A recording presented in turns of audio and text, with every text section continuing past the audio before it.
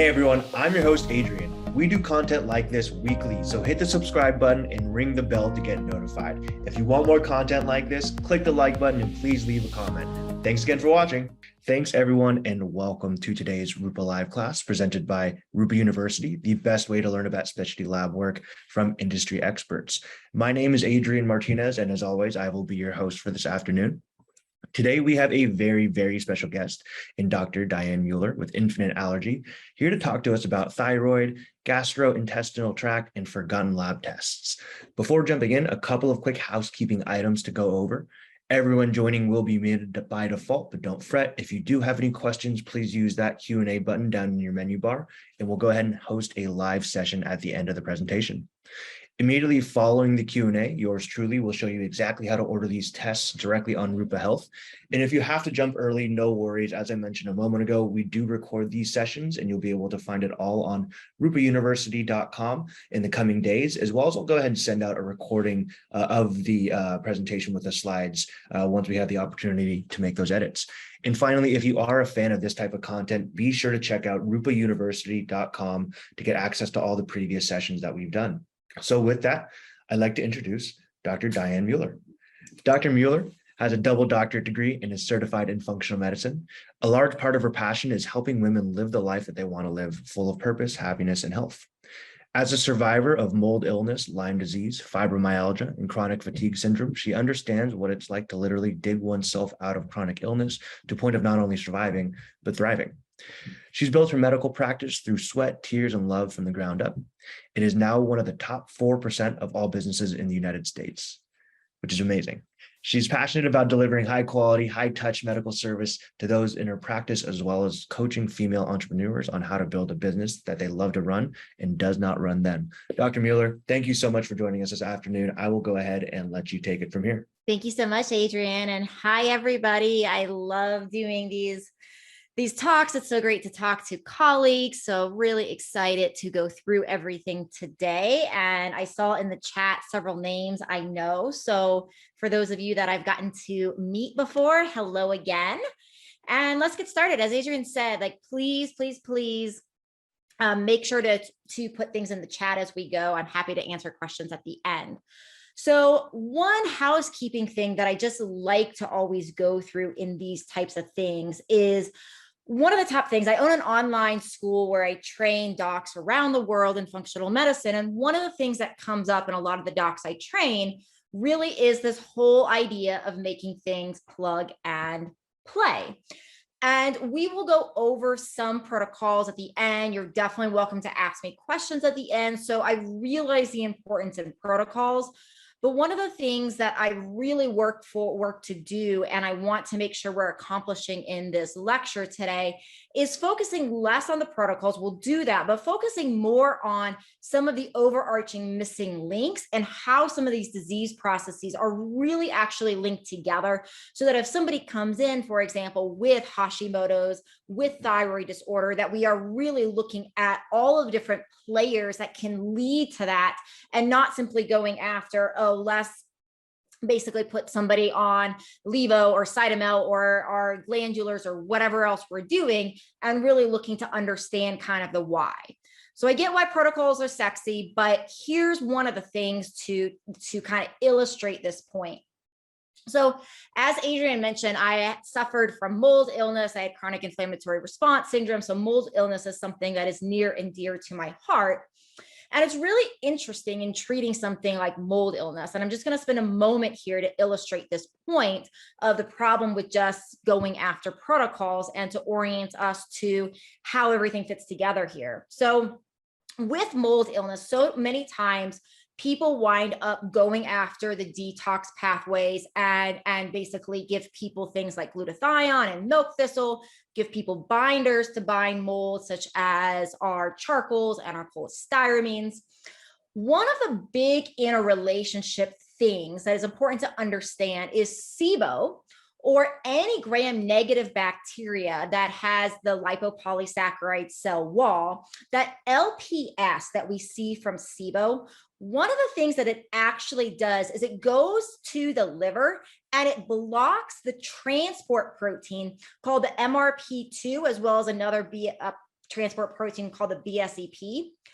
The purpose of the MRP2 and the BSEP really comes back to physiology. So most of us understand, for example, that detox works by phase 1, phase 2 of the liver breaking things down. We now know there's phase 3 as well. But the thing is that once phase 1 and phase 2 of the liver break down toxins, the toxins have to actually get out of the liver. And they do that through transport proteins, the MRP2, the BSEP. So when we have lipopolysaccharides due to gram-negative bacteria, such as we see it with SIBO or other gram-negative bacteria throughout the body, those gram-negative lipopolysaccharide microorganisms or lipopolysaccharide byproducts will actually block those transport proteins. So with somebody with mold, with somebody with other toxicity issues, if we have something like SIBO, guess what? We can't get things out of the liver no matter how much we upregulate phase 1 and phase 2 detoxification. So this is why I really work on, with these types of sessions, really work on, yeah, let's talk about protocols, but let's get a lot more into how this stuff actually fits together from more a physiology level, so we can work on, in certain situations, understanding food allergy tests and understanding some of these other types of tests we're going to talk about today in order to make sure that we are really getting to the root cause. So today we're going to go over some gut imbalance. We're going to talk about food reactivity testing in the gut. We'll talk about thyroid and sex hormones and some of the surprising research that is out lately about these sorts of things. We'll talk about lab testing and interpretation, and then a little bit about treatment, and then answer your guys' questions. So obviously, we have some of these common things, right? So you guys are probably already thinking about things like hydrochloric acid, pancreatic enzymes, bile, peristalsis issues, sympathetic dominance, right? So these are commonly talked about things. The SIBO-CFO conversation is starting to make its way into, I think, our population more and more, but there's still some misunderstanding of how to properly use a SIBO test and how to properly diagnose SIBO. So we're going to go over that real quickly. And then we're going to spend a lot of time on food reactivities and how they actually are associated with a lot of the different tests and a lot of the different, say, pathology that we're talking about today. So that's where we're going. SIBO testing, I want to make sure everybody is using the lactulose breath test. So there's two different types of provocating agents that can be used for SIBO, lactulose and glucose. The problem with the glucose test, and I want to make sure you guys are not using the glucose test because it's still on the market. Some people are still using it. And the lactulose or glucose, the purpose of these sugars, right, are to feed the microorganisms of SIBO so that they ferment, and then we are actually collecting the gas of the fermentation. The problem with using glucose as a provocating agent is that glucose is actually absorbed in the upper part of the small intestine. So it's a provocating agent used to feed that SIBO and cause that fermentation. But if the fermentation in the SIBO is actually in the terminal ileum, in that lower part of the small intestine, the problem is the glucose, because it's absorbed in the upper part of the small intestine, does not make its way to the terminal ileum. And when it does not make its way to the terminal ileum, guess what? The microorganisms that are there are not fed, they don't ferment, and we don't collect the gas, and it looks like a false negative. The other thing to understand, and most companies are starting to do this more and more, is the 3-hour test versus the 2-hour test. So I'm still seeing sometimes people do the 2-hour test. 2-hour test is plenty for the hydrogen gas. Remember, there's two types of gas with SIBO, hydrogen and methane. So the 2-hour test is totally appropriate for the hydrogen type of microorganisms, the microorganisms of SIBO that produce hydrogen. But we really need that 3-hour test in order to actually understand methane. And so there's not a perfect SIBO test. It does not exist. Really, the gold standard we see in research is duodenal aspirates.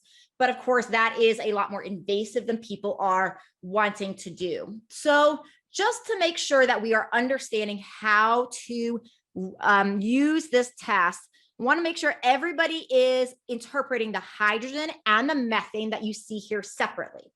The hydrogen typically needs to go up as far as interpretation to about this 90-minute mark. What you are looking for is you are looking for ideally a baseline level of 6 or less. That tells us that the prep diet was well, that it went well, that they removed the fermentable fibers from their diet, and this test we can interpret. So this is a 7, so it's a little borderline, but not bad. And then what I'm looking at for hydrogens, I'm looking at 20 or greater over that 7 all the way up to this 90-minute mark. So I'm looking for any single value that is basically 27. So it's the 7 of the baseline plus 20. So we could say this is a negative hydrogen test. Now, the methane is very, very important because what we see with methane is it depends upon if the person is constipated. Methane, we actually interpret all the way up to this 180-minute mark. If the person is constipated, a 3 or greater in any single value here is considered a positive. So if this person's constipated, we have a 5, we have a 3, we have another 3, an 8, an 8, and a 6. So this would be a positive test. If the person is not constipated, we actually need a 10 or greater in any of these types of values. So I just see this test as frequently not interpreted totally correctly, and people are told that they are negative when they're positive. So want to make sure you guys are super aware of how to work with that test appropriately. Okay. So moving on to leaky gut, and I tend to move pretty quick through this, and I realize that. So, definitely if I go fast and you're like, something's not clear, please type it in the chat and I will make sure to clarify it for you later.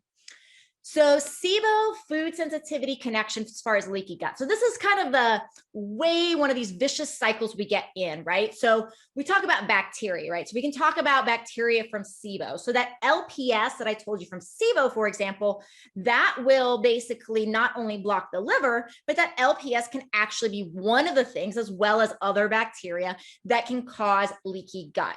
Right. So we have this directionality thing, right? Where leaky gut can actually create more inflammation. A leaky gut can lower our secretory IgA, our first line defense of immunity in our gut, which then allows us to catch more infections more easily. And then leaky gut can actually lead to more food sensitivities, but food sensitivities can also lead to leaky gut. I'm going to explain that more in a second because that's a really important bidirectional thing to understand. Very frequently, we think about a leaky gut as being the cause of food sensitivities, and it can be, but we can also have the opposite thing happen where food sensitivities cause leaky gut.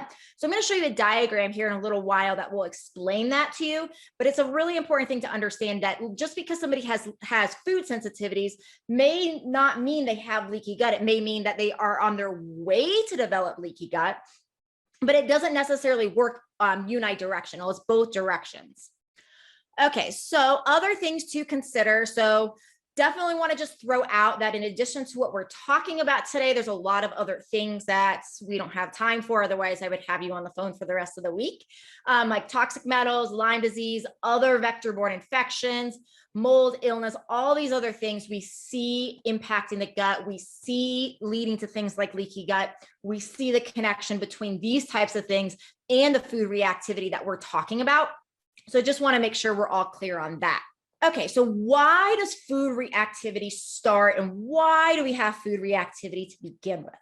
We have food reactivity initially oftentimes because of an oral tolerance failure. So oral tolerance is that ability of our body to receive food and to get the appropriate T regulatory cell functioning so that we don't attack our food, we don't react to our food.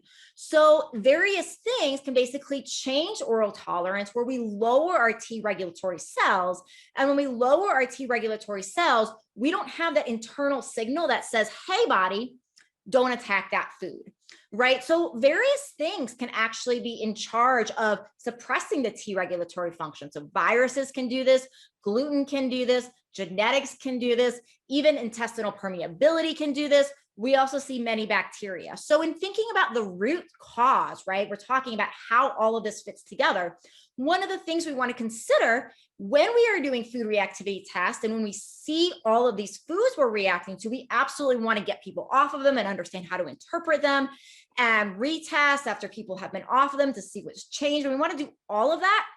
But we also want to make sure we're thinking about why. Why is oral tolerance failing? Does somebody have a chronic hidden virus? Does somebody have a toxin? Does somebody have a bacteria? Is somebody eating gluten? All of these things. So the other thing we see with an increase in the oral tolerance failure is we see more histamine. We see an increase in the production of IgE. We see activation of mast cells and basophils, leading to that histamine reaction. So we can have a couple of different things happen, right? With food reactivity, and we have this oral tolerance failing, we can have mechanisms that are true allergies from a histamine related response. And we'll look at that where we have an IgE upregulation and it's a true, say, allergy.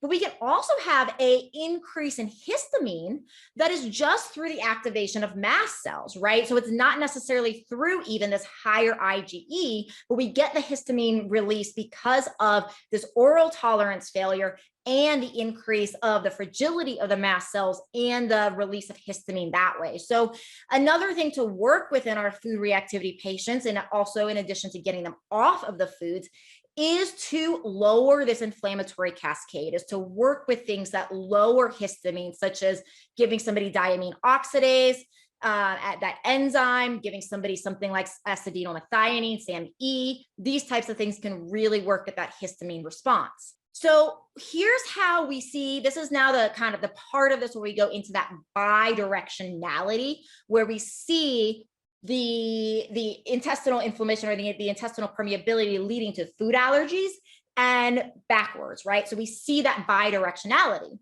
And one of the reasons for bidirectionality of intestinal permeability causes food allergies and food allergies cause intestinal permeability comes down to the fact of we have all of this immune tissue in our gastrointestinal tract. So we have all of our gut-associated lymphoid tissue, and what will happen and how we have the underlying roots of the food reactivity leading to the intestinal permeability is largely in part to this GALT and MALT. And so I'm going to skip around here a little bit. So basically, here's where we have food reactions causing intestinal permeability. So what will wind up happening is we have this GALT and this MALT, and we have this attack due to the immune cells in the intestinal tract attacking the food. And that attack on the food will lead to things like an increase in mast cells, like we talked about. And when we have those increased mast cells, that can be part of what actually leads to the intestinal permeability. So we have the process again, is we have the GALT, the immune tissue attacking the food, and then the food under attack leads to that hypermast cell activation.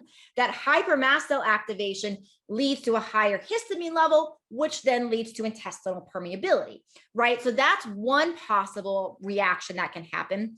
This is another possible reaction that can happen. And this is what is more frequently talked about, which is really when it comes down to this process. Let me get my pen again here. So basically this space, so we have this as a cell here, and we have this as a cell here, right? And the idea is what we're trying to do is we're trying to get the food from the intestinal lumen to the bloodstream, right? And so there's a common talked about thing with intestinal permeability is when we have these tight junctions, these proteins that are basically regulating the space between our cells.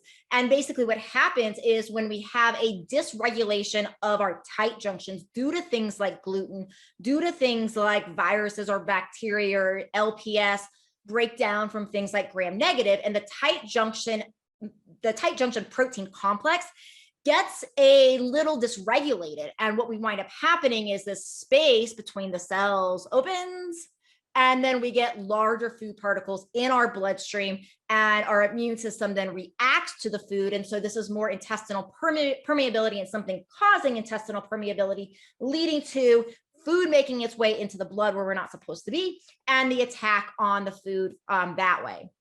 This is also a vicious cycle we can get in. Vicious cycles, I think, are one of my favorite topics in medicine because it's so important. We get, caught in this whole thing that we're talking about today, like what is the root? And so many times it's like it's very difficult to actually define that one true root. It's a lot of different roots because of this vicious cycle.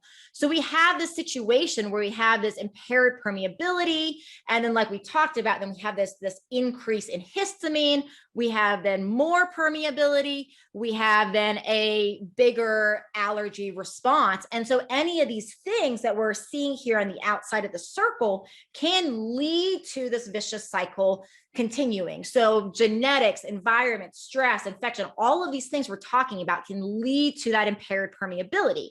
And then when we have all of these various things increased in our cytokines and our interleukins, all these various things can actually increase the allergic reaction, leading to more permeability, leading to more antigens into our bloodstream, leading to a hyper and more hyper huge reaction to those antigens in the bloodstream, and basically the cycle continues.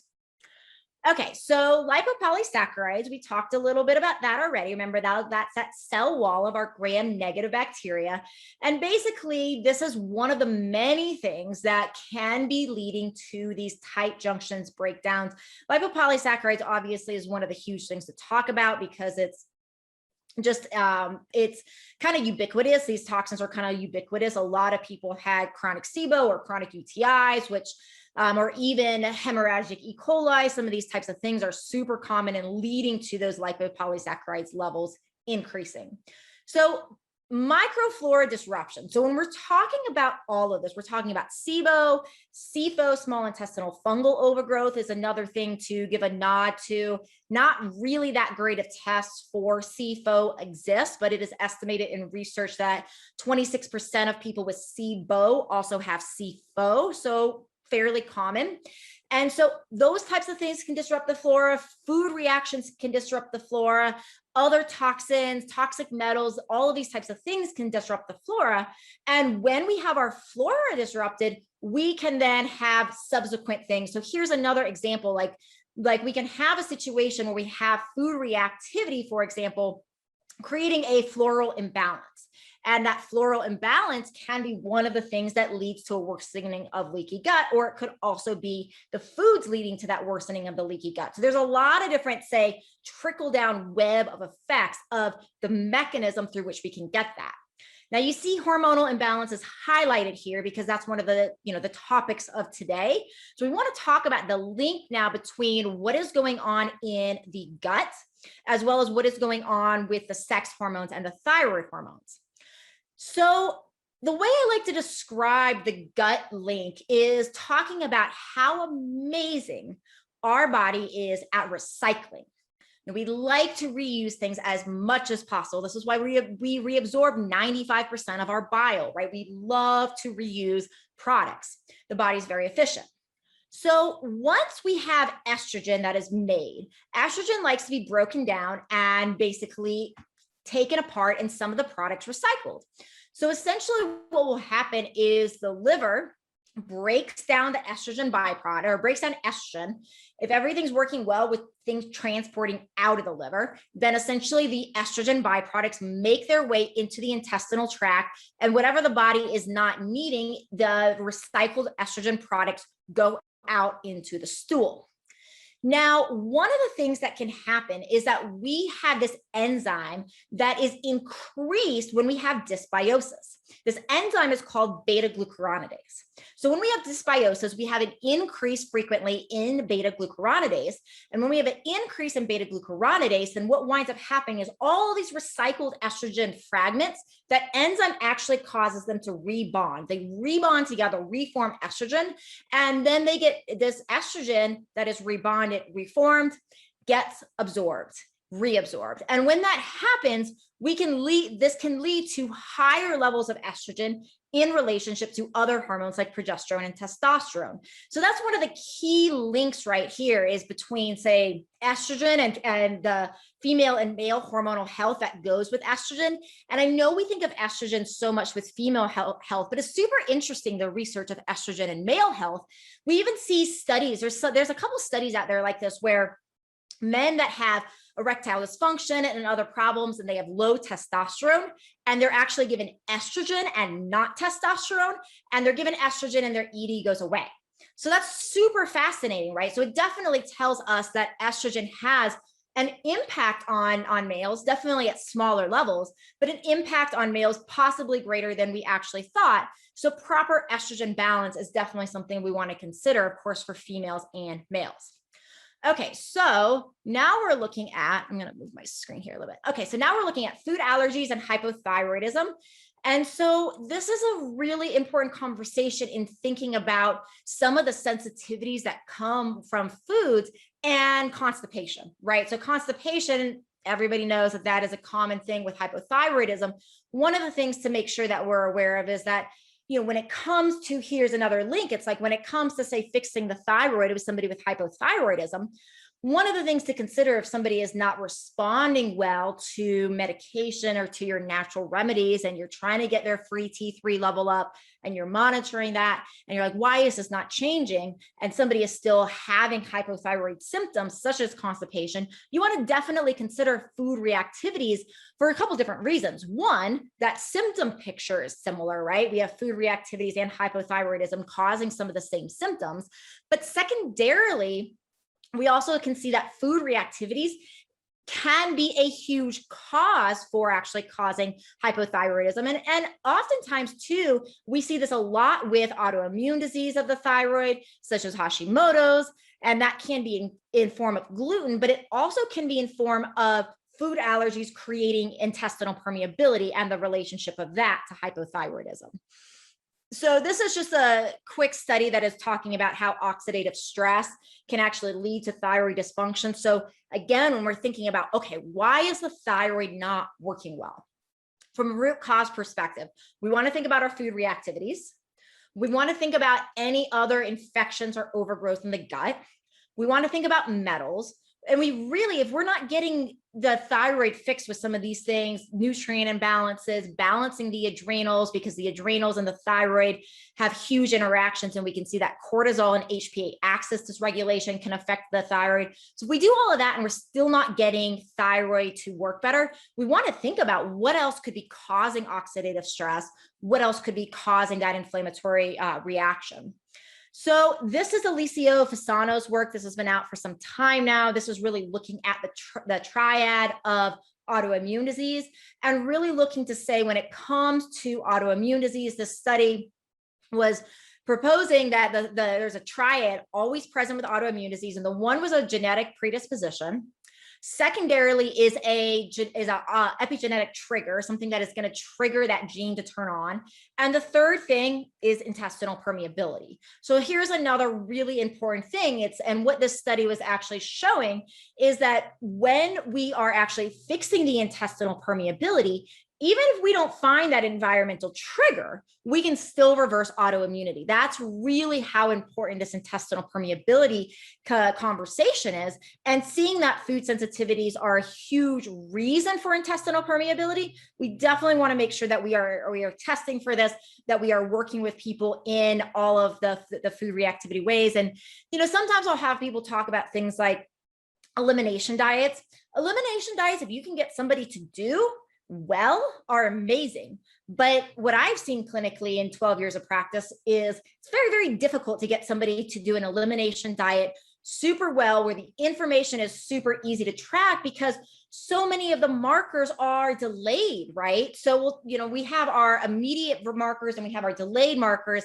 And so when we're really looking at this sort of thing and understanding, getting to the SIBO, getting to the H. pylori, getting to the infections, the overgrowth, and testing for food reactivities, we really want to think about, okay, how accurate are we going to have as far as information when somebody is doing a food elimination test? And it really doesn't tend to be too accurate because of delayed reactivity things. And that's where the testing becomes super important. So wanted to go over some of the thyroid research. Here's just a few studies of things that I think are really important to be aware of. So this one is really looking to see that when we are treating and when we are supporting the thyroid with medication or supplements, that TSH responses lag behind free thyroid hormone levels.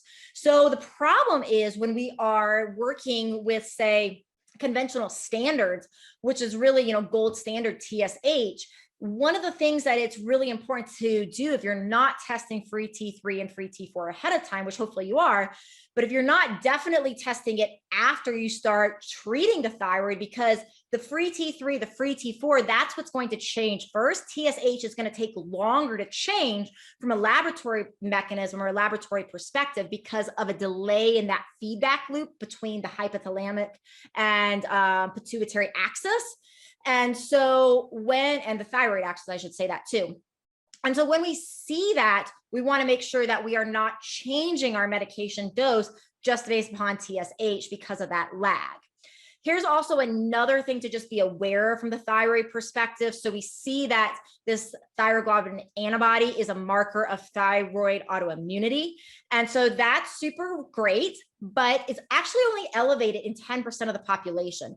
So the TPO antibodies, or the thyroid stimulating hormone receptor antibodies, are more accurate. And so it's just good to run all three of these. And I see the TSH receptor antibodies missed the most commonly. So I just want to make sure you guys are aware of this study. Okay, so this is also a little bit wild. So there's a couple of different testing methodologies that we can order in understanding TSH, free T3 and free T4. And so basically there's immunoassay, and that is what's most commonly used. And then there's another form of testing called the LC-MS-MS. And basically what these studies are showing is that there is a significant better correlation with patients with thyroid symptoms and the LC-MS-MS methodology, meaning abnormalities on lab tests match the patient's symptomology picture, right? And so, and then we see that, but yet the most common way we are ordering thyroid, like if you just order a thyroid test from our standard companies like LabCorp and Quest, and you don't know about this LC-MS-MS technology, you're most likely ordering just an immunoassay. And it's less accurate as far as correlating with symptoms. So here's a study where they're actually comparing, and you can really see this on this like free T3 on the immunoassay versus the free T3 on the LC-MS. And so you can see that the free T3 on the LC-MS is a lot lower. So when we're ordering these, if you order the LC-MS, and it's available at LabCorp, right? You just have to look for that one specifically. If you order the LC-MS, you're probably going to have a better, more accurate result to see if thyroid is truly a problem. So the other thing that we're seeing, and I wanted to point this out, that we are seeing some research that's showing that people need to be way above our classic reference range, more like in the 5 to 8 in order for their symptoms to go away. And that is if you're ordering the LC-MS, that is if you're ordering the immunoassay. So that's probably this elevation in where we're seeing where symptoms often go away for people when their free T3 is actually pushed really high outside of the reference range. One of the big reasons for that, in part, is because of the testing technology. So here's just a kind of a summary of this. I gave you guys the test codes here for LabCorp to use the LC-MS.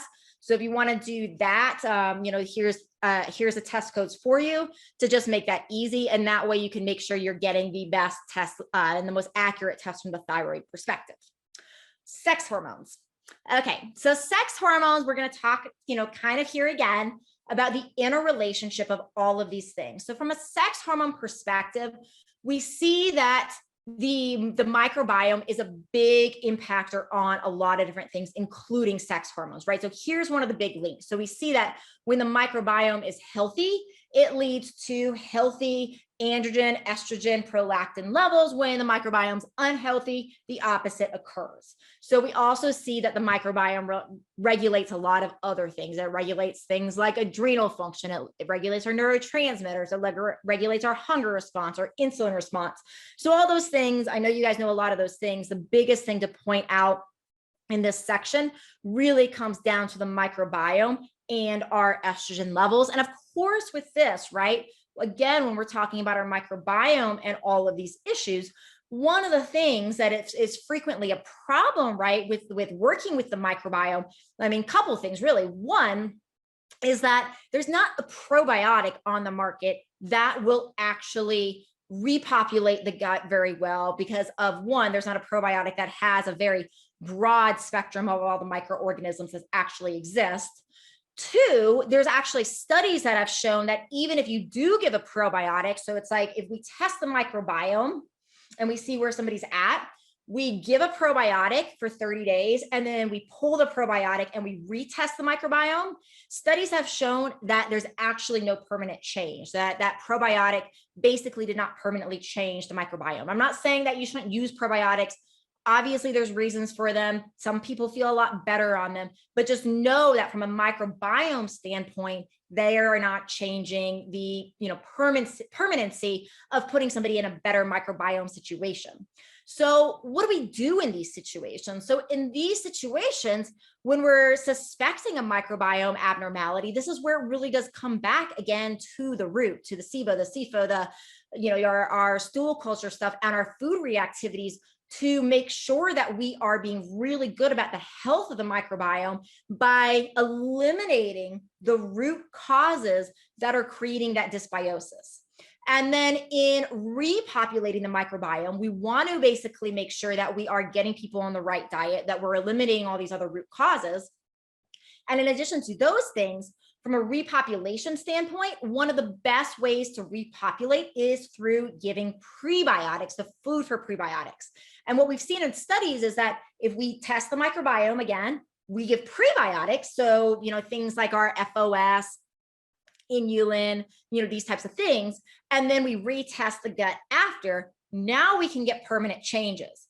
But oftentimes, if people have a lot of inflammation in the gut due to infections, overgrowth, food reactivities, then with the prebiotics, they don't respond well. They typically get gas and bloated. And I'm sure you guys have seen all that. So the way around that really is coming back and saying, okay, we got to get the inflammation down. We got to get to these root causes so that we can fix the microbiome, so we can get people out of this vicious cycle that we see on the screen.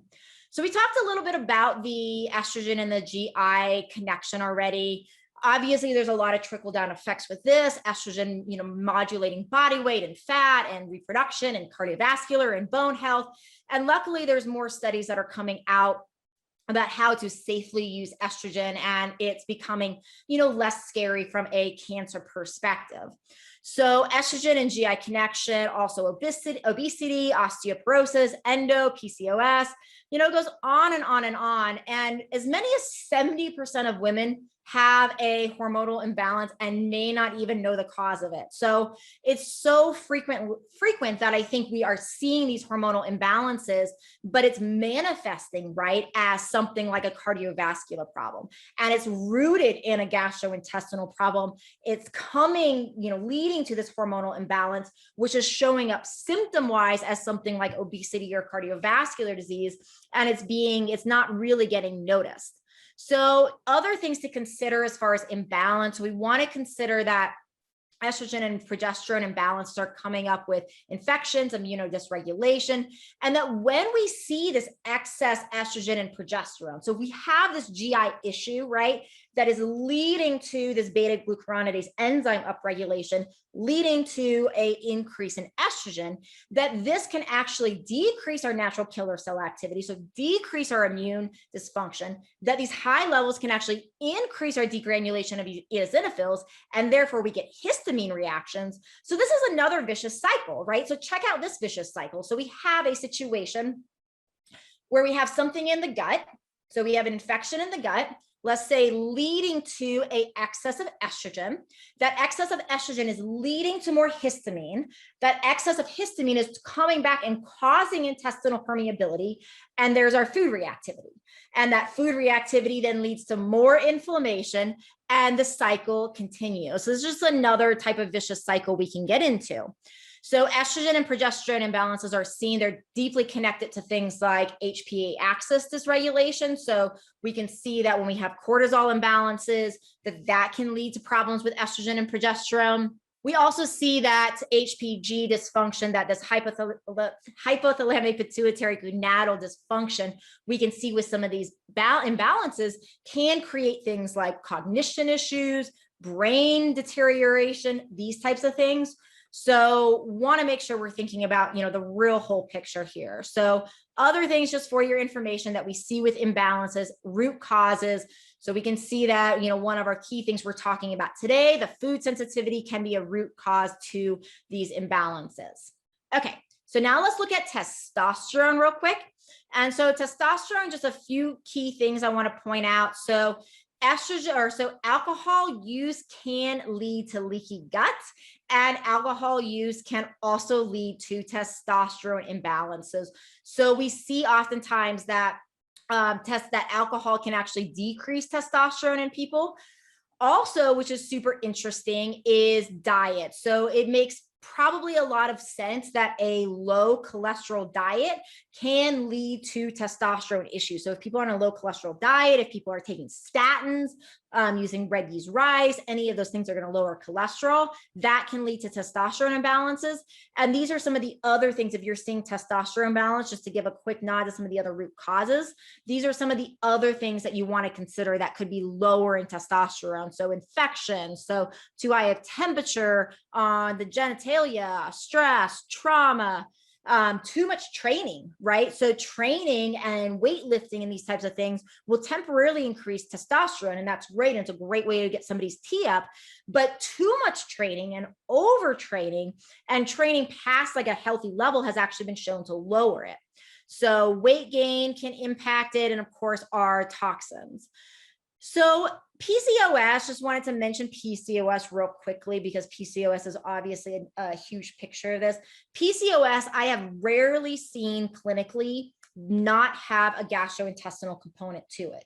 So your PCOS people, and think about this, right? Because with PCOS, we have hormonal imbalance, we have insulin resistance. So one of the things that we really want to think about with PCOS is the microbiome. So if we're seeing PCOS, we want to come back and same thing, our food reactivity, our other GI tests, because we want to figure out why the microbiome is out of balance, because it probably is. And that's going to be related to that insulin level. We want to make sure we're really getting that insulin resistance down. So one of the things we see in the pathogenesis of PCOS is we see this dysfunctional adipose tissue, and that leads to a lowering amount of fat breakdown. And that's another mechanism through which we can get the insulin impairment. So, but that's part of the vicious cycle, is why is this adipose tissue dysfunctional to begin with? And that usually is due to cytochrome abnormalities. It's usually due to interleukin abnormalities and inflammation, creating that dysfunctional adipose tissue and getting people in that vicious cycle they can't get out of. Okay, and I think we talked about most of that. So other things to just mention too with PCOS, progesterone's not talked about as much with PCOS, but progesterone we do see in some studies to actually be connected to a PCOS diagnosis, because it does affect the visceral fat, the progesterone does. And like I'm saying, it's a defect in this adipose tissue. Okay, so now to move on to food reactivity. So from a food reactivity standpoint, these are some of the main reasons to test somebody for food reactivity. And one of the things to point out here really is like, look at all the things on this list that are not gastrointestinal. So oftentimes people are thinking about food reactivities when somebody has constipation, abdominal pain, diarrhea, bloating, or constipation, I said. So when somebody has those types of symptoms, but we want to make sure that we're really considering this for brain fog, for chronic fatigue syndrome, for weight, insulin abnormalities, cardiovascular dysfunction. So really, it's one of these things that in order to get somebody well and also to keep them well, I think testing people for food reactivities, it should be something that, as much as possible, we want to do across the board, because everybody's eating every day. And if whether somebody is just in an optimizational standpoint versus somebody is in a really pathologic, dysfunctional standpoint with their health, this is stuff they're putting in their body every day. So we could also put like optimization, longevity, anti-aging, all of these things on here, because part of the optimization path is really getting people out of the inflammation cycle. Okay, so when it comes to food allergy and sensitivity testing, not every test on the market is the same. So one of the things we want to consider is we want to consider a test that's very, very thorough. So IgEs, we want to definitely test those. Most people do wind up knowing if they have IgE dysfunction, But one of the things that's super unique about the Infinite Labs test is the IgG4. And so IgG, so immunoglobulin Gs, there's different subtypes. So most commonly what lab tests do is they group all the subtypes together and you get a total IgG result for the various foods. Now, IgG4 is super important to subtype out because for a couple of reasons. IgG4 as a subtype can actually block an IgE histamine response. So if you have a high IgE histamine response, but if you have enough IgG4, that IgG4 will block that histamine response and somebody may be able to get away with eating that food. Now, too many IgG4s can create their own problems, which we're going to talk about in a moment. So we want to make sure we're aware of that as well. And other things to consider with food testing besides our IgGs is the complement pathway. And that's another thing that's making Infinite Labs tests super unique, is because complement, we can have these huge reactions to complement. Complement and IgGs have a much longer half-life. And so symptoms can manifest many days after exposure. And this is where I see like food elimination testing or food elimination diets work really well if somebody has say salmon allergy, if somebody has an IgE response. But if they have an IgE response, they might know that anyways. And so having a test to actually show us where symptoms are manifesting days later, there's no way a food allergy elimination diet is going to really work well for that. It's just too difficult. So IgG4, so remember IgG4 as a subtype blocks IgE, but then we have these other conditions that are associated with IgG4. So if we have too high IgG4s, we want to look and say, oh, wow, we can have lymphadenopathy, we can have pericarditis, we can have pancreatitis from an autoimmune perspective. So if you see high IgG4s and somebody has any of these types of disease, you definitely want to make sure they are not eating that particular food. I think that eosinophilic esophagitis is probably one of the ones that I personally see most in the clinic as far as any of these conditions. That one comes up fairly frequently for me.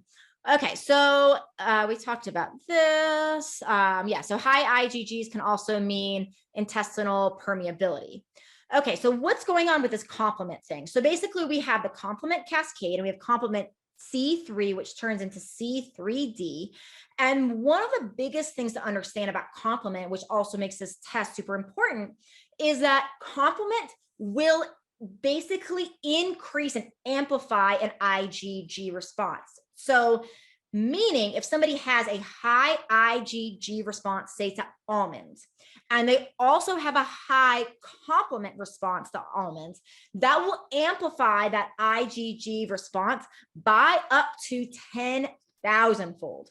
So that's really important in helping clients understand this and helping your patients understand this, because essentially that's going to make that staying away from that particular food super high. That's going to give, that's when we tell that client, like, hey, in this example of almonds, we don't want to take a chance, right? We don't want to take a chance on eating this food and seeing we're going to be okay, because that's going to be super, super serious. So here we're looking at basically what you're looking at is essentially this complement response.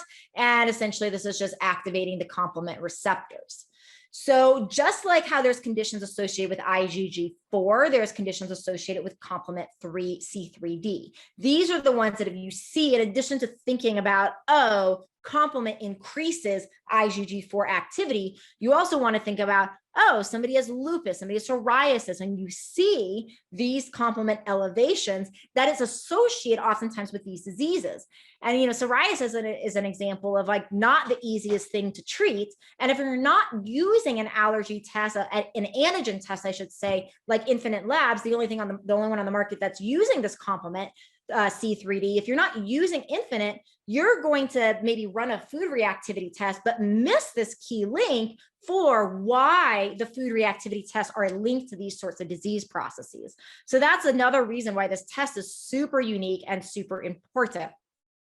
Okay, so I think we went through, we already covered all of that. So, food allergies. So the other thing is like, how common is this? So globally, 20% of the population alter their daily diet due to a perceived adverse food reaction. So there's still, I feel like, not so much in my patient population because I work with a highly educated people who do a ton of reading on health, but in talking to colleagues who work with other populations who live in like food deserts and places where they don't have access to as much, say, functional medicine type of knowledge, so many people are still not connecting foods to how they feel. So there's still a huge amount of that. And so these numbers, the point of that is these numbers honestly are probably a lot higher than that. So more on this particular test. So it's 88 foods. We also get some fungus reactivity. So we can see if we're having an immune reaction to aspergillus and candida. And so this is how it reads, right? So we see our IgE results. We see our IgG4 results. So you can look at peanut here and we can say, okay, well, we have an IgE. We have a pretty high IgG4. So it's likely that IgG4 is blocking that IgE and that person isn't having that histamine response. But then we want to come back up to this slide and make sure for this patient that has this peanut IgG4, we want to say, okay, well, do you have any of these particular disease processes we've seen with IgG4? Because if you do, then we definitely want you off of peanuts, even though we could say that the IgG4 is blocking that allergic response. So this is basically how it reads. You can then see if there's any complement. So like for dairy, we see this one here with cow milk where we see the super high IgG, and then we see the complement over here. And so basically this is again saying, wow, for this person, I mean, look at this person for cow milk. We see this huge IgE, this huge IgG4, and then we see the total IgG and the complement elevated. So this is, for this person, the cow milk is probably bothering them extremely, in an extremely high way, and they may or may not be aware of it. So you can see the large number, it's 88, like I said, is a large number of foods that we really get out of this particular test. So another thing, because this is a thyroid conversation, is that IgG4 is related to Hashimoto's. So Hashimoto's is definitely underdiagnosed. Many people, and this is probably common, right, that you see somebody with a hypothyroid condition come to your office. And most of the time when I see people that have a hypothyroidism diagnosed more from a conventional standpoint, any of the thyroid antibodies, like none of them have been run. And so it's very, very common that somebody actually has a Hashimoto's diagnosis and just hasn't been looked at. And that's when we also want to look at and say, oh, okay, well, foods are related to this. IgG4s are related to this. So this is another example. If we're looking at this and we're looking at some of these IgG4s, right? Almonds and cashews, we want to consider if this person has Hashimoto's, that these foods are part of the issue. And that's basically what's creating the problem here. So another thing that's great is we can get people on these lists where it's like, okay, we're only going to eliminate the highly reactive foods versus basically we're going to eliminate the high reactive foods and the moderate reactive foods. So you can see that this dietary plan, restricted plan, is going to be more, it's going to be more strict. They're going to have a higher limitation. And so most of the time I try to get people on the example on the right here, that's high and moderately reactive foods that are restricted. It's really only if somebody is either not that symptomatic, or if they have so much resistance to doing it, or this list is like, 6 times as long. If the list from with high and moderate is really, really long, and it's just like pretty impossible for them to do, that's when I'll tend to come over and say, okay, well, let's just do the high reactive foods. Let's look for other things going on in the gastrointestinal tract as well. Let's work on the inflammatory process and let's go from there. So zonulin is another thing that is tested for. So zonulin is one marker that has been shown to give us some indication of leaky gut. So basically zonulin, what it will do, it's a molecule that when it's released, it will cause those cells to spread apart more, and we'll get more of those protein antigens from the intestinal lumen more easily into the bloodstream, because zonulin has created a, say, gap in those tight junctions between our cells. Now, it's important to realize with zonulin that zonulin is very influenced by diet. So sometimes we do want the tight junctions to open a little bit because we want things, small things to get through. The problem is when the tight junctions open too much. And gluten is definitely one of the things that can cause a zonulin increase and an increase in that cell to cell space. That's one of the reasons why gluten is, say, a cause and related to autoimmune disease is because of its effect on zonulin and increasing that cellular space. But the other thing to know is that because zonulin is super related to food, that it's not 100% diagnosis for leaky gut. It kind of gives us a sense of if it's likely or not, but it also can be that somebody is, say, eating a lot of gluten and that's creating that elevation in zonulin levels.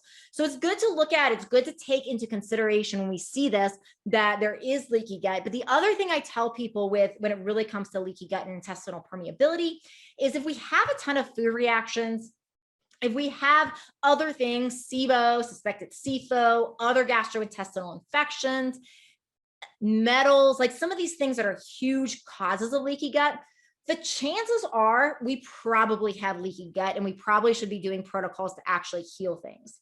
So here's an example of a SIBO treatment that I use. I use a lot of intestinal. This is a oil of oregano situation. Just wanted to give you guys an example of this because, like I said, the purpose of this is to, really go beyond plug and play and understand some of the mechanisms, but at least wanted to give you a couple protocols for this. From a food reactivity protocol standpoint, what I tend to do is remove all foods for 6 months. And then have people start eating things that they were reacting to, especially in the IgG and the complement categories.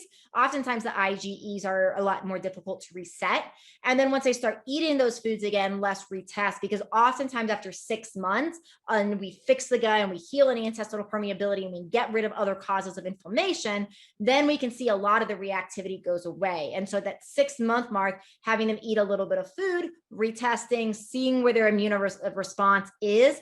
And oftentimes then we can really get the dietary reactivities down to just a matter of a few foods. So basically, one of the things in thinking about treatment order, that's what I'm saying around the challenge of standardizing protocols.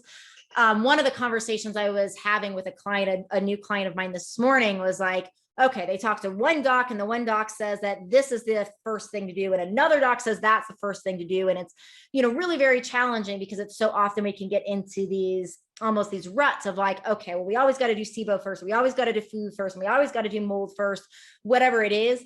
Honestly, what I've seen for most of my clients is that it depends. That with, when it comes to these like thyroid, sex hormone issues, we definitely want to consider all of these roots. We want to look at our food antigens. We want to look at these other gastrointestinal problems. We want to look at things like the adrenal glands and HPA axis. And then depending upon various factors, like food's the no-brainer, right? Because we have to eat food every day. So getting somebody on a diet they're not reacting to is just kind of the biggest no-brainer. But then whether or not we start with something like small intestinal bacteria overgrowth, or say doing something for HPA axis dysregulation, such as our adaptogens, our glandulars, and DHEA, where we start with those kind of things, sometimes I work based upon what symptoms are the most severe. So getting somebody on the right diet, using the food antigen test, and then combining that with saying like, this person's bloating is the most severe. See how their bloating changes after being on the proper diet for a couple of weeks based upon their Infinite Labs test. And then at that point, if their diet hasn't totally changed their gut symptoms, then you have a red flag saying, okay, there's more to the picture than just this. This is a piece of it. So good thing we did this, but let's add on to that and begin our SIBO protocols as well. So one of the things I'm happy to do for you guys, if you want to put in the chat, just give me a patient case and we can go through those. And then also, definitely, just kind of in summary with the Infinite Labs thing, and what we're thinking about is like, we really want to make sure that we are broad spectrum, right? Because so you can see how we're just doing like an IgE and an IgG test then we can see that there's problems there as far as missing the IgG4s, as far as missing the complement pathways. And that, if somebody looks, for example, so I see this where it's like somebody looks like very minor from an IgG perspective.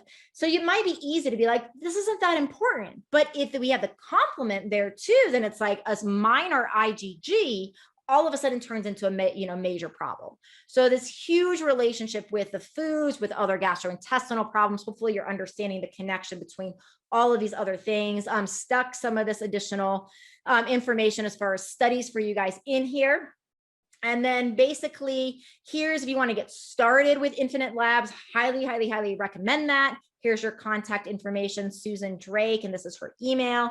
You can find me and information about all of my trainings and some of my trainings for clinicians at drdianemueller.com. And then, like Adrienne said in the beginning, one of the things that I really work with, especially with female entrepreneurs, is helping them from a business perspective. I've grown my business to the top 4% of small businesses in the country. And so I help other women that want to do the same. And femmeetsfortune.com is where you can find information about my business coaching, if that is, one of the weak areas in your life. And Adrienne, I'll turn it over to you for questions. And thank you, everybody. Yeah, that's amazing. Thank you so much, Dr. Mueller. That was a fantastic presentation. And we got a ton of questions coming in. Before jumping in, I know we are at the hour mark. So if y'all have to jump, no worries. We are recording this session and we will send it out not only with the slides, but also with a recording of the Q&A. So if you have to jump and we don't have time to get to your question, I promise it will be in that recording. So getting right into it, during the beginning initial stages, you mentioned something called IP. Do you remember and can recall what that was? Yeah, IP is just intestinal permeability. There we go. Perfect. This is a pretty easy layup of a question. What company do you record for food allergy testing?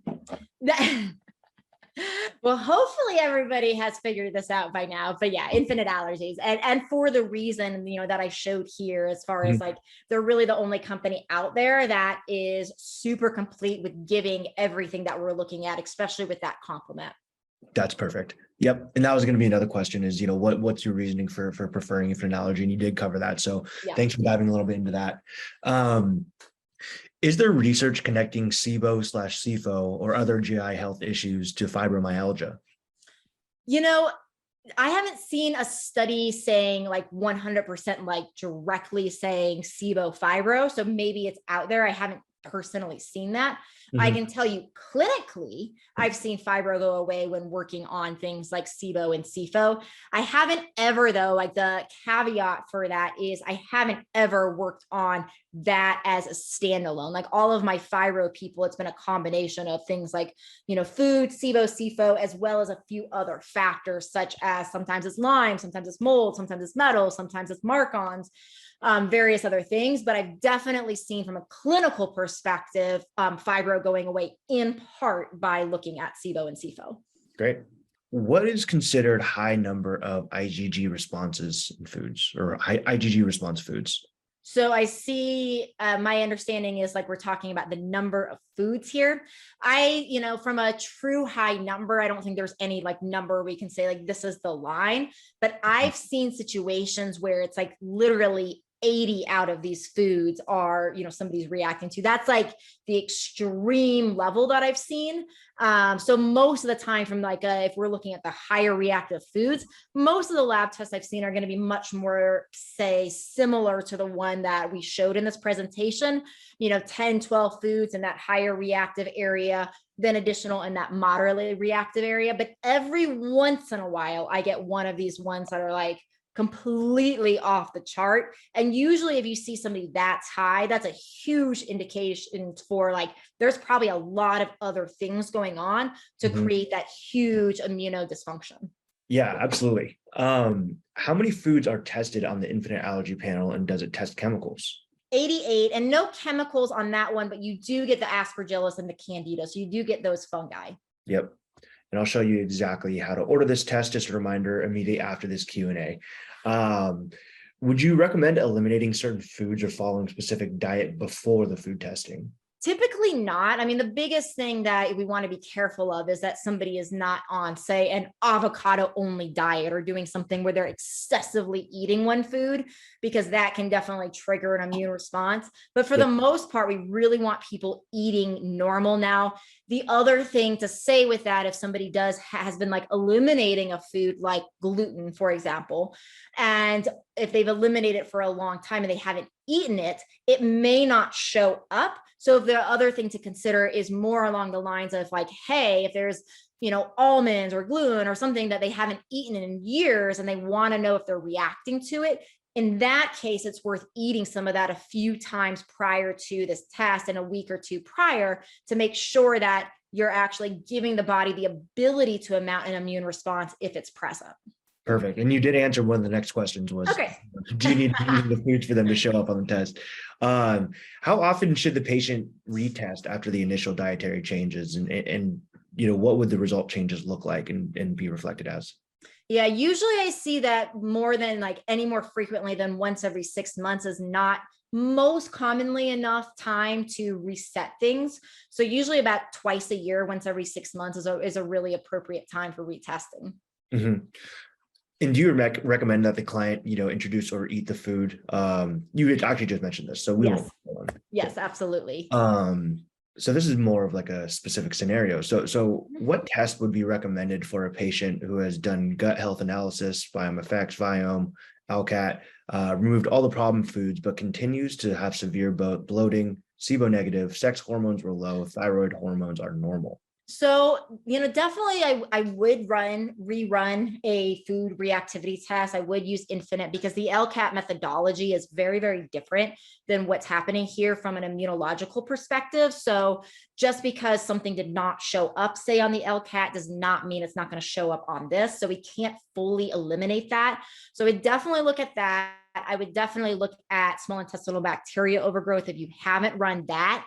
Another thing to consider would be looking at an organic acids test and using one of the companies like Great Plains or Genova will actually do that test. And I would do that because they have the dysbiosis component of those things. And sometimes we can see fungal markers, for example, show up on that methodology that are missed, or we can see C. diff toxins, maybe that didn't show up on something like a stool culture, but we can find that on the organic acids. So that's probably the next test I would look at. If you get stuck beyond that, that's when I would start thinking outside of the box. So like mold, for example, so you could run like a urinary mycotoxin test or a TGF beta 1 MMP9 test. And those types of tests are important because we actually see that mold will cause a lot of nausea, will cause a lot of gastrointestinal distress.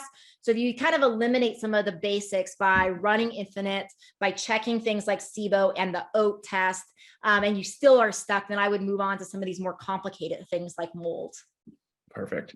This next question is actually one that I can help answer. So this practitioner is not set up for phlebotomy.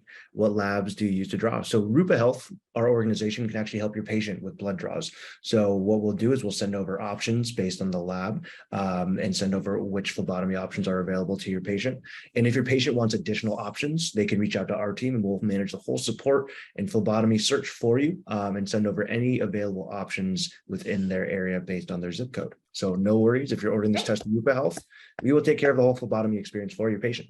How does it change protocol treatment if you only test for IgG and not also for IgG4? It's a great question. One of the biggest concerns with that is there's a couple different things. If you're not testing for IgG4, you might not, it's like somebody could have, say, an IgE that's elevated, and they might have enough IgG4 where it can block that IgE, and you won't know that just from looking at the total IgG. So they might be, if they have a small amount of, say, IgE to almond, they could have enough IgG4 to block that histamine response, and you might be missing that. The other thing really comes down to understanding that IgG4s that are related to some of those particular diseases like Hashimoto's. So if somebody comes back with like say a moderate level of an IgG, but let's say that most of that IgG actually is the subtype IgG4, but you're not using a company that has subclassed that out, you might actually miss the importance of that particular food to really be able to associate for them that food with that condition, which for me, I have found like when I can actually show people like, things that you saw in here, like, studies and research of like, oh, this IgG4 thing is actually directly related to your condition. Sometimes I've seen that help a lot with people from a compliance and motivation standpoint. And that'd be another thing that you've been missing just by doing that total IgG. Do you treat with T3 and TSH? And when do you add T3? So when I test, I tend to test, a lot of the markers you saw on the screen. So I do TSH, free T3, free T4, reverse T3, the thyroid antibodies. And so it really just depends upon somebody's history. Like I do use compounding pharmacies. And so I will directly give somebody like a compounded cytomel levo, combination. And so it really is just going to depend upon their history and what they've tried and their own personal preference. Some people I've seen respond really, really well to our glandulars, and our natural glandulars do have some T3 and some T4 in them. One of the things oftentimes the glandular products have in them is iodine. And for some people, iodine makes them better. For some people, iodine makes them worse. So I usually just talk to them about what they've tried, what's been effective or ineffective, if they have a preference for pharmaceutical or natural, and then go and kind of use that to determine and then retest within a month, sometimes even sooner, to just see how things are working. And if they're not getting the changes, say they're not getting the changes and I've used pharmaceutical and it's like, wow, we're not moving the needle at all. We're not moving the needle at all. Then usually to me, it's like oftentimes not a dosing problem. It could be, but oftentimes that means it's a product problem. So that might be a reason then to switch, say, from a pharmaceutical to a natural or a natural to a pharmaceutical. Perfect. If a patient has been on a gluten-free diet for 2 years, but shows high anti-gliadin, IgA levels, and H. pylori, what food sensitivity tests would you recommend? So again, I would definitely use the Infinite Labs here. The other thing that you really want to consider is like, are there other inflammatory, situations causing this? So just make sure that you are looking at all your tissue transglutaminases and ruling out celiac, and you can do that through any of our conventional labs. And then also to just see, is there anything else that's creating intestinal permeability leading to this even beyond foods? And that's where we can go back to SIBO and SIFO and all the things we've talked about today. Perfect. So we've only got time for a couple more questions. With food allergy testing, what forms of foods are tested? So is it raw versus cooked foods, cooked eggs versus non-raw, things like that? You see some of these are labeled here. So you can see that some of these are like egg white versus egg yolk. And I don't actually know the full answer to that. That might be a better question to email Susan Drake about, and she can give you more information on those specifics. I love it. Perfect. Well, that is the last question that we got time for today. Thank you so much, Dr. Mueller. Do you have any final thoughts or questions that you want to get out there to the audience? Just that it's, great to be with you all. And if I can serve you or Susan can serve you in any way, please reach out to us and we'll see you another time. I love that. Amazing. Well, Dr. Mueller, you're welcome to hop off, or if you want to stick around, we're going to just transition very quickly into a demo of Rupa Health and show all these folks how they can order these tests from Infinite Allergies directly through Rupa, along with tests from many other labs, so they can provide their patients the best and most complete way to get access to all their tests. So with that, my name is Adrian Martinez. I'm the head of practitioner partnerships here at Rupa Health. And really what my role is to be an educator. And that's my dog in the background saying hi. What we've done is we've created a platform that has and hosts over 30 different labs in one place. So including Infinite Allergy, you have access to host of other labs that we work with, and over 3,000 different tests actually in one place. So you can see everything from Genova to Doctor's Data to Dutch, of course, Infinite Allergy, genetics tests, and anything in between. The beauty with that is that now you just have one-stop shop. You have one login and you can order from all these places, as well as track and manage all of your results. So that's one of the big first value propositions of Rupa Health. One single spot where you can order all of your lab tests and track and manage all of your results. I'll show you how easy that is in just a moment. The second component to Rupa Health is the patient experience. So I touched on this previously when answering the phlebotomy question, but as soon as you place an order on Rupa Health, we can effectively take it from there. We'll reach out to your patients, let them know that the kits have been ordered. We can manage billing directly with your patients. Beyond that, we'll send over FAQs and instructions walking the patient through how to take their tests. If they have any questions, we'll handle the whole support side of things. If they need a phlebotomy, we'll help coordinate that. We'll walk them through how to fill out the requisition forms. And even we'll handle any super bills or specimen issues that have to happen, right? So just to show you real quick how simple it is, on Rupa Health, you just need the patient's first name, last name, and email address. It's free to sign up for. You do need to be a licensed practitioner at this time. So if you're not licensed, I believe you can order these tests directly from Infinite Allergies without having licensure.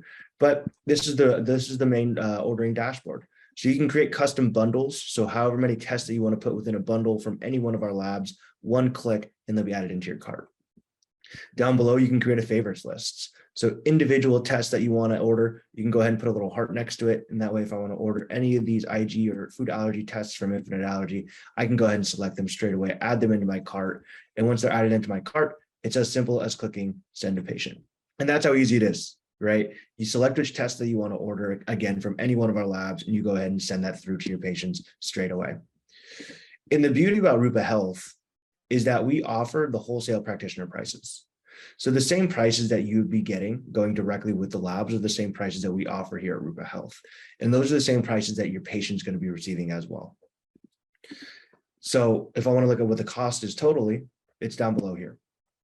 And the way that we generate our revenue is very simple. We charge a 7% processing ordering fee on each order, and that's paid for by whoever's paying for the test. So as I mentioned before, Rupa's free to sign up for. Whoever's paying for the test is the one paying the 7%. So if you're having us bill your patients for the cost of these tests, which is what the majority of practitioners prefer, it takes things off your plate. It makes life easier, and it's one less thing that you have to worry about. Then you just go ahead and click send to patient. Your patient pays that 7% as well as the cost of the test, and Rupa's free for you. One less thing off your plate and makes things a little bit more organized. You can have the option of paying for your tests as well if you decide to go that route. Again, it's the same exact cost. What would happen in that case is you just go ahead and bill the patient outside of our platform. You can add notes for the for us. You can add notes for the patient, and you can even add ICD-10 codes. So right now, the cost of these tests is primarily through cash pay. We do not accept insurance directly through our platform. But what happens is you can go ahead and add these ICD codes in, and we will walk your patient through as well as create the super bills on their behalf.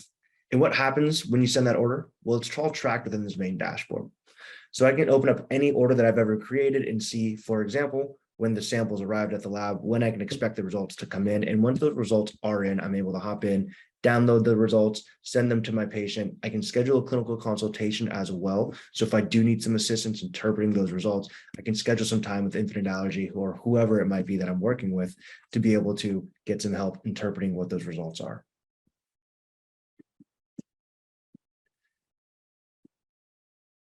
Now, what I'm going to show you finally last is actually Rupa University. So Rupa University is the educational component of Rupa Health. It's where you're going to get access to all of these live videos that you're actually all a part of right now. Additionally, we have access to paid opportunities also. So if you are interested in learning about some paid options, we have the boot camps that are offered. They're 6-week, more in-depth breakdowns of different tests. So for example, we have one upcoming with Dr. Carrie Jones, who's our head of medical education. You can join to learn more. When you join these, it does come with a free test generally that you'll be able to take on your test and follow along through the interpretation. But beyond that, everything else here at Rupa is free. So here's all upcoming classes that we have coming up. We have one upcoming with Dr. Ralph Esposito next week. We have another one coming up with KBMO down the line, as well as all the other ones we've done historically. So you can find all the information here on rupauniversity.com or on rupahealth.com. And if you have any questions, please reach out to me directly. Again, my name is Adrian Martinez. I am the head of practitioner partnerships here at Rupa Health. Here's my information. So if you do want to sign up and have any questions, feel free to reach out to me directly through this contact information here. I hope you have a great rest of your day, and thank you so much for joining. We hope to see you next week.